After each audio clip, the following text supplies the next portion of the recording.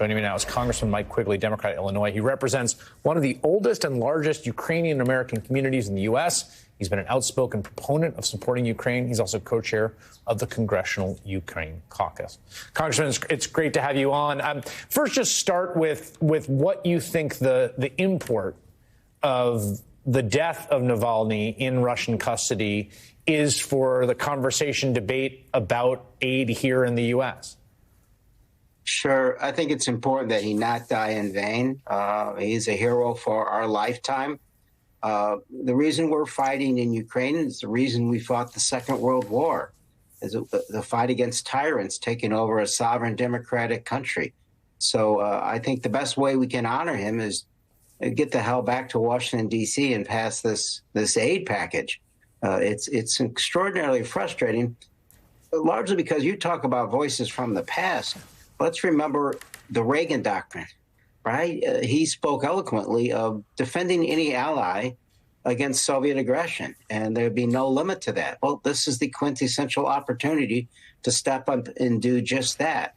And remember that, I guess I will also remember that we still have other friends there, Evan, Paul, Mark, and others, as well as roughly 100,000 Ukrainian children stolen by Putin.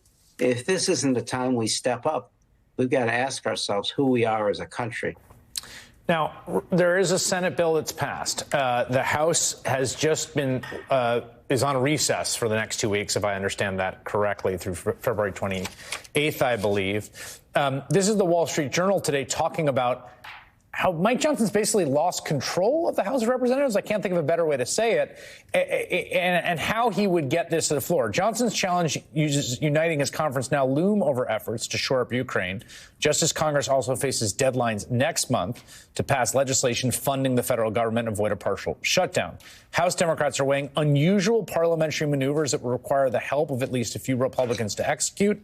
They include a discharge position, a move designed to circumvent the House Speaker and force a vote on Ukraine. I read today that people were talking about a discharge position at the Munich Security Conference halfway across the world. What are the conversations amongst Democrats and maybe with other Republicans happening right now about this?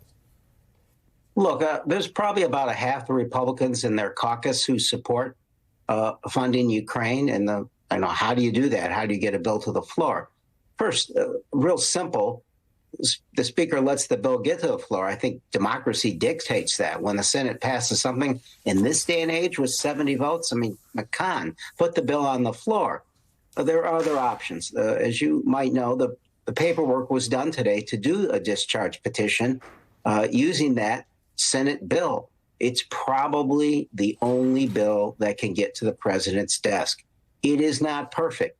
Another bill that was attempted that also dealt with border security was squelched by, I guess, the Republican on high candidate Trump.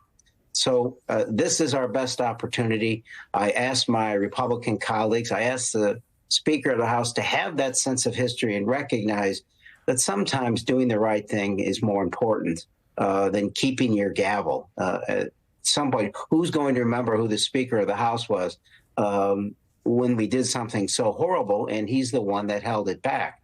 That's a sense of history he should have as well. Let me ask you, you've been very outspoken on this issue, and you represent a ton of folks who are Ukrainian American from the Ukrainian diaspora, and people have relatives and family there. Are there, you said half the Republican caucus, and my sense is there's probably 300 votes in the House right now, something like that, for this aid package, maybe 280, somewhere there. Are there people on the Republican side in leadership who share your conviction? And do they have any say in this? I mean, is it just Johnson taking orders from the sort of far right of the caucus and Trump, or are there people who view this the same way you do? Oh, look, I traveled to Germany with Republicans who care. We were visiting Ukrainian troops, learning how to use our tanks. I traveled to Ukraine with French Hill, who is very dedicated to this cause. My message to all my Republican friends is, look, if the far right can hijack your party with 10 to 20 people, you can take it back. You can make a stand. If 10 or 20 can threaten the Speaker and to do the wrong thing, nearly half of the caucus can threaten the speaker to do the right thing. There's not going to be a more important bill that deals with democracy in our lifetime. I said this is the reason we fought the Second World War. It's why we formed the United Nations. It's why we formed NATO. It is the essence of our own security. If we don't remember voices from the past, let's remember those from the future. Let's think about those from right now, that is. General Milley and Secretary Austin, who said, if you don't stand up to the aggression of Putin, you're going to have to double our defense budget, and you're certainly inviting more bloodshed. All right, Congressman Mike Quigley again. Congressman from Illinois, Chicago, neighborhoods I lived in and loved. It's great to have you on, Congressman. Thank you very much. Thank you. Take care.